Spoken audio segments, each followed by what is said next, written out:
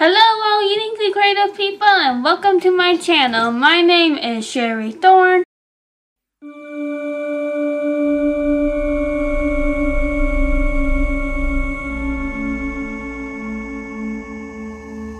Today I will be doing a book review on The Haunting of Hill House. This one I did finish before Camp NaNoWriMo. It is actually almost the middle of Camp NaNoWriMo, and I'll be honest, I'm doing a little update on this. I have yet to start my project of Camp NaNoWriMo. I've looked at it and deleted everything, but I have yet to write a word. I'm going to work on it. Anyways, back onto the topic. Sorry, if you hear any noises in the background, that will be my cat. The Haunting of Hill House is by Shirley Jackson. This is my first time reading a horror story in a very long time, specifically an adult one. This one I found was, to be totally honest, very disappointing. This book was actually first published in 1959 and is now a Netflix original series, which I'm very curious on what they did with the Netflix series. So I will have to look it up. This novel has inspired the series on Netflix, so I'm guessing it still has the exact same title. It wouldn't really make any sense for them to change the title unless they were really trying to make something original. Kinda way. I'll have to look up Netflix whenever I get Netflix to see what the show is like. I'm pretty sure it is The Haunting of Hill House. Anyways, story-wise, I'll read the blurb to you. The greatest haunted house story ever written is now the inspiration for a Netflix original series. First published in 1959, Shirley Jackson's The Haunting of Hill House has been hailed as a perfect work of unnerving terror. It is the story of four seekers who arrive at a notoriously unfriendly pile called Hill House. Dr. Montagu, an occult scholar looking for solid evidence of a haunting. Theodora, his light-hearted assistant. Eleanor, a friendless, fragile young woman well acquainted with poltergeists.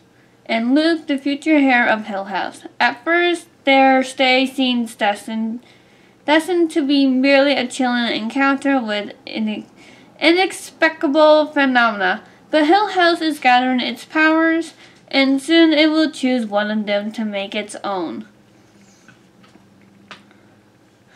So, judging by that description, it's supposed to be a chilly story. I read this book, and it took me a very long time to get into. They would describe the emotions as if you're experiencing them, but then they would yank you out of the story by telling you the emotion right after they just explained what the emotion was. Which I thought was very annoying, but I guess back in 1959 that was the trend. Explaining the emotions and then telling the emotion. I guess that was the trend back then. I'm not sure. I will have to find other books in that time era to see if that was the case. I'm not sure. As for Spookfest, yeah, there was a few spook scenes, but not enough that kept my interest going reading this book. I did manage to finish it, but it took me a really long time to get through it. This story is in either like a third-person ominous point of view or a second-person point of view. The main character that we follow is Eleanor, the fragile one. Yes, I do have to agree she is fragile, and believe it or not, the house took a liking to her, or at least showed an interest in her, so the house kept targeting her. Probably because she was the easiest target out of the four. Character development, there really wasn't much character development, actually, in my honest opinion. There really wasn't much. Like, the person that might have gotten the most character development might have been Eleanor, but that might be because she's the main character. However, by the end of the story, she does find that she wants to stay at Hill House and wants to basically stay there, and the Hill House wants her to stay there. What's not clear on the ending is her story. Her ending is not clear at all. The ending shows that she is leaving Hill House. Yes, there's going to be spoilers. It's showing that she's leaving Hill House. Her friends are preventing her from coming back. She starts driving, and then she's starting to put her car, start driving at a ridiculous speed, probably like 100 kilometers an hour, give or take. Maybe even faster. And then she starts turning her car towards a tree to crash her car, which technically is not even her car. It's technically her sister's. It's her sister's car, even though she helped pay for it. She paid for half the car. But under insurance names and all that, and who's the real ownership, it's under her sister. So she stole her sister's car without her permission and ended up going to Hill House for the summer. During this time, sorry, I'm rambling, I'm all over the place with this book. I'm really sorry about that. So, for the summer, she sneaks out, gets the car, and drives to Hill House. At first, she didn't feel welcome. She felt chill, and it's unwelcoming feeling. But over time, in a very short amount of time, in a few days, she feels more welcome, she feels more at home, and she does not want to leave. Her friends make her leave after an incident where she basically almost could have gotten killed because she put herself in that high of a risk, high danger zone. And to prevent that from happening again, the doctor and the rest of the great gang decided that it's time for her to go home for her own safety. She starts to go home, but she's still on the property. Before she even hits the gate, she's about to crash her car into a tree at a high speed because the house wants her. But then it goes the ending of the line, which is very confusing for me anyway, because it does not clear whether she got home safe or not, or whether she ended up basically committing kind of like a suicide section, but she wasn't suicide, but she wanted to be part of the house.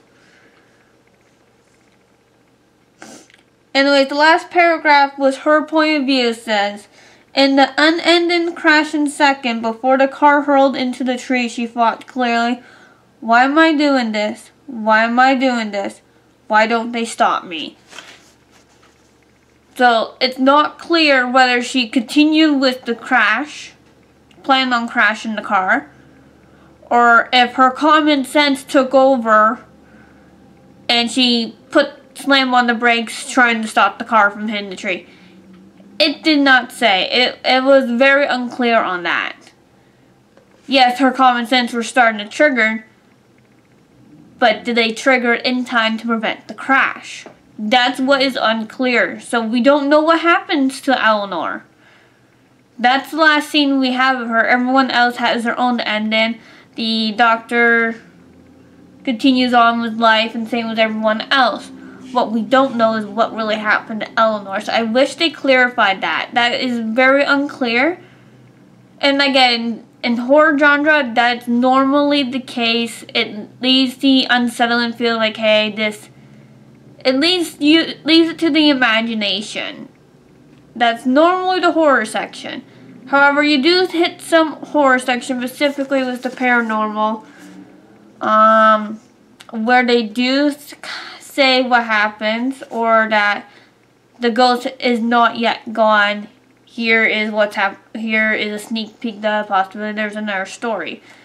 There is not another story to this, and honestly, if there was, I probably would not read it. I might just out of curiosity and kicks and giggles, but I probably would not enjoy it.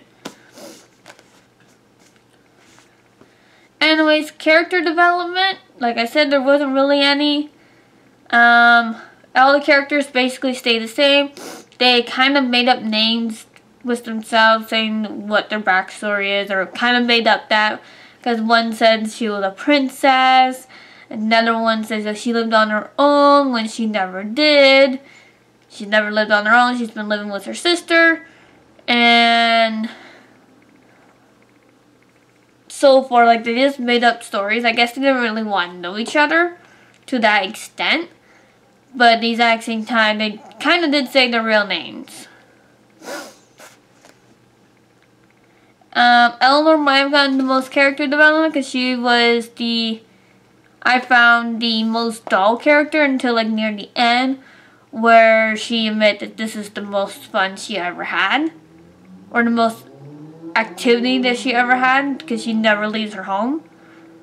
And that's what's very concerning for the doctors. That's why they made her go home, because it didn't fit her personality profile anymore, and all of a sudden she just basically did almost a 180 in personality change. So for her safety, and this way Hill House does not get her, they were sending her home.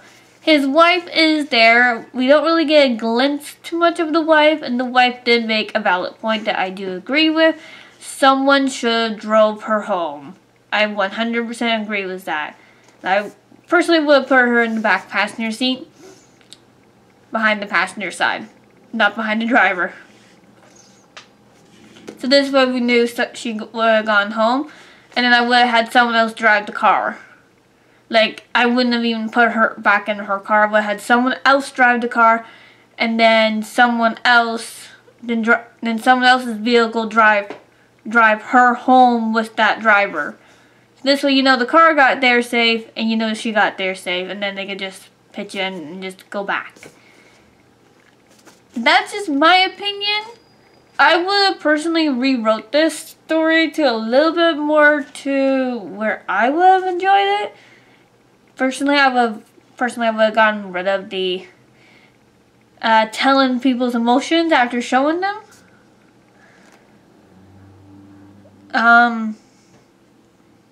But yeah, not really any character development. It was an interesting story to a certain degree. Couple of scary scenes that kept my interest. The knocking on the doors, the fake blood, the writing on the walls, the typical haunted stuff. The cold chills, doors opening, closing on their own. An interesting thing that I thought about this book, the house is actually is not built like the other houses. So for example, there's the library, and there's one room in particular that should see the library but don't. So the measurements are always slightly off, which is interesting because in my head it's like, okay, how is this house still up and functioning with its measurements always off? So the flooring's always slightly off, the stairs are always slightly off. It's not enough for you to notice right away, but eventually you do notice.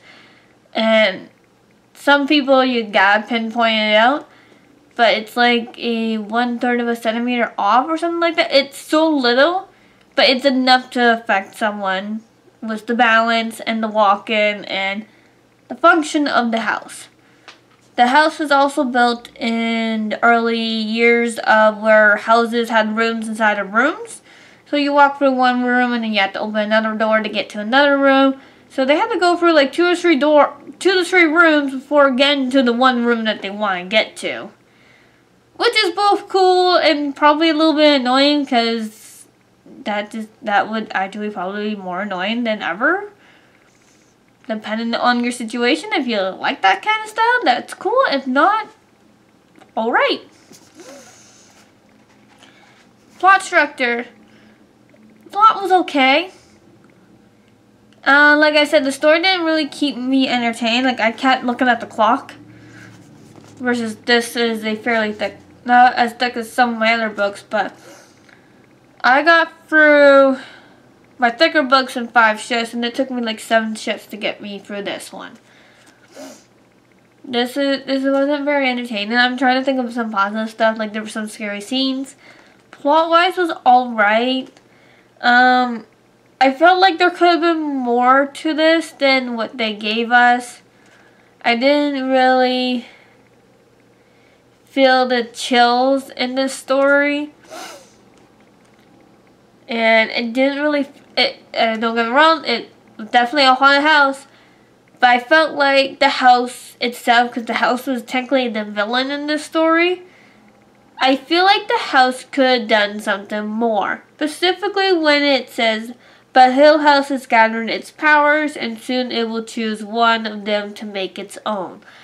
That kind of indicates there is something sinister about this house, and there is something very powerful in this house. Drawback is, we don't know what that is, and it's never clarified. So that is left as a big cliffhanger in this story. The wife wants to go into the basement, yet in the contract it is forbidden for them to go into the basement and start digging stuff up. And how they couldn't wreck the place. They couldn't dig the house. They couldn't dig underneath. They could not dig the basement to find some sort of clues that might prevent the house from continually being haunted. So that was interesting.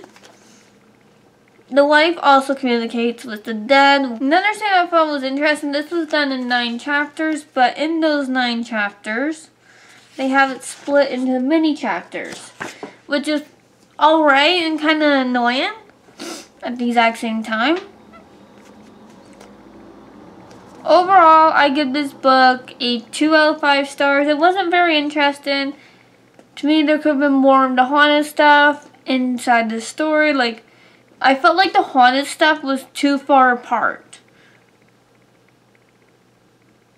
Or at least I feel like the Hill House that's supposed to have been the villain could have had more, it had more potential. I give it 2 out of 5 stars. I will leave a link to this on Amazon and wherever else there is for links for this book. Thank you for watching. Click the subscription button to get notified of all my posts. I don't have a schedule at this moment, and I don't know when I will have a schedule. So anyways, click the subscription button to get notified of all my posts and when I go live. And click the like button, leave a comment down below. If there's any books you guys like me to read, and leave a review. Let me know in the comments what books you will recommend. And all the links to my social media are down below. Follow me on Facebook and Instagram. There is also a Discord group called the Creative Server Discord group. All the links are down below. Also down below is my other YouTube channel. I'm slowly making changes on that. I am planning on going back to that channel sometime this year. It is called Spooky Dark now instead of Cold Blood Phoenix. The link to that is down below. It should be working. Let me know if it's not, and I will do my best to fix that as best as I can. So all links are down below. Thank you for watching, and I'll see you guys next time. And remember, stay true to yourself and stay unique. Bye!